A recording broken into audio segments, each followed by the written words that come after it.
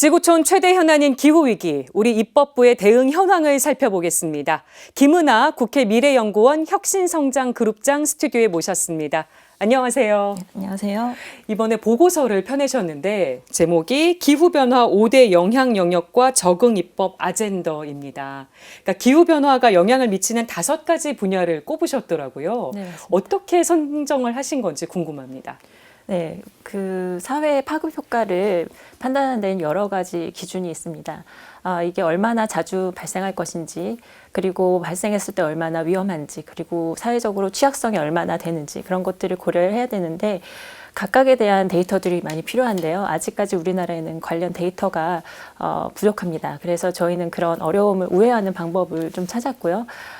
전 세계 기후 과학자들, 전문가들이 연구해 놓은 것을 집대성한 보고서가 있습니다. IPCC 평가 보고서가 있는데요. 네. 그게 6건이 나왔습니다. 지금까지. 저희는 그 6건의 보고서에서 기후변화 영향들에 관련된 정보들을 뽑았고요. 그 기후변화 영향들 간의 관계들을 좀 살펴봤습니다.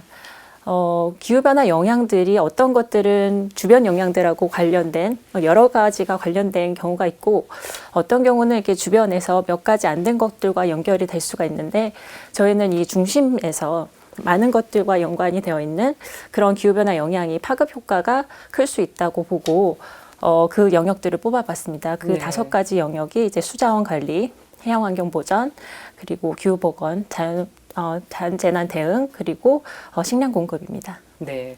그 5가지가 모두 다 중요하겠지만 그래도 가장 시급한 문제 어떤 걸 꼽으시겠습니까? 네, 5가지가 말씀하신 것처럼 모두 중요한데요. 저희는 이제 법적 준비도를 중심으로 분석을 했습니다. 관련한 행정부 정책들은 존재를 하고요. 그렇지만 이 행정부 정책이라는 것이 대통령이 바뀌면 쉽게 바뀔 수가 있기 때문에 저희는 이러한 정책들이 안정적으로 추진되기 위해서 법적인 근거가 준비되는 것이 굉장히 중요하다고 보았고요. 네. 그런 취지에서 이제 1948년 재헌국회부터 지금은 아니죠. 2021년까지 입법부에서 제안된 의안들을 분석을 했습니다. 거기에서 주요 내용들을 뽑았을 때 기후변화 적응이 포함된 경우 내용이 어떤 것들이 있는지를 살펴봤는데 앞서 말씀드렸던 5개의 영역 중에서 그 의안이 발의되지가 않았거나 아니면은 현행법으로 이어지지 않았던 영역들이 있었습니다. 그게 이제 자연재난 대응, 그리고 기후 보건, 그리고 식량 공급 이 3가지가 의안이 발의되지 않았거나 현행법이 존재하지 않거나 네. 아니면은 그것들에 대한 관심이 좀 부족하다고 저희는 판단을 했습니다. 네. 그 부분은 더 신경을 앞으로도 써야겠네요. 네, 그렇습니다. 그 기후변화 대응을 위해서 우리나라 법률 준비 상황은 어떤지도 궁금한데요. 네. 저희 현행법 조문에 기후, 녹색, 탄소 이런 기후변화하고 관련된 키워드들이 포함된 법률들을 뽑아보면 놀랍게도 350개 정도가 나옵니다. 네. 네, 그중에서 300개가 넘는 법률이 작년과 재작년도에 개정이 되었고요.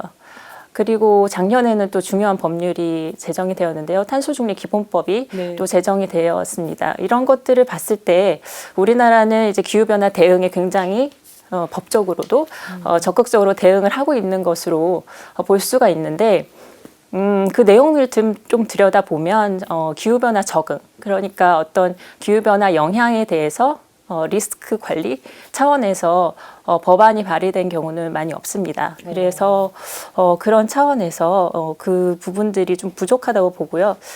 이런 기후변화 적응에 관한 현행법은 탄소중립 기본법 또는 지속가능 발전 기본법 여기에서 다뤄지고 있는데 아무래도 이런 2개 법령에서 다루기에는 좀 범위가 넓고요. 네.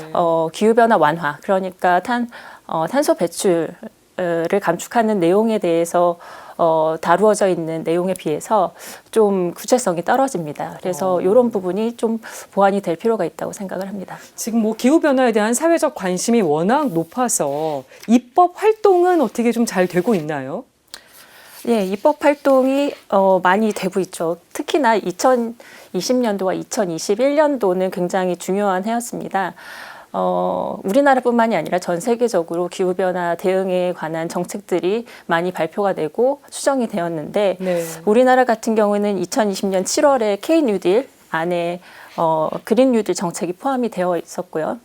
그리고 2020년도에는 12월에는 탄소 중립 선언이 있었죠. 네. 2050년까지 우리나라는 탄소 중립을 달성하겠다라는 목표를 발표한 바 있고요.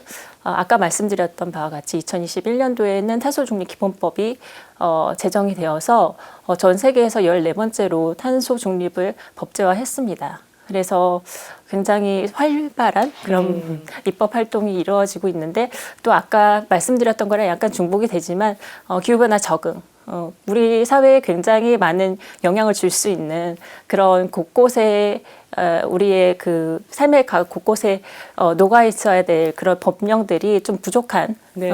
상황입니다. 네, 보완해야 가야 될 부분이 많은 것 같습니다. 네.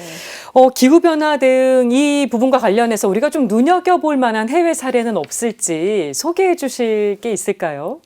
네.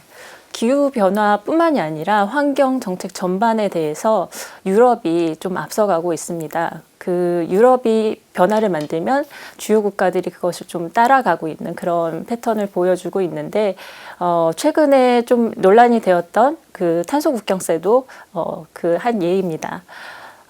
그래서 그런 차원에서 봤을 때 유럽의 그린딜 하고 그것과 연관된 정책들을 좀 살펴볼 필요가 있다고 생각을 하고요. EU 그린딜에서 온실가스 감축에 해당하는 기후변화 완화 정책하고 저희 보고서에서 다루었던 기후변화 적응 정책 모두 다 중요하게 다루고 있습니다. 근데 이렇게 두 개로 양분된 것은 아니고요.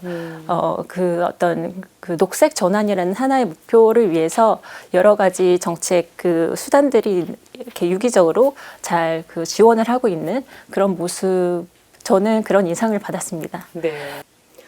지금까지 국회 미래연구원 혁신성장 그룹장이신 김은하 님과 이야기 나눠봤습니다. 오늘 말씀 고맙습니다. 감사합니다.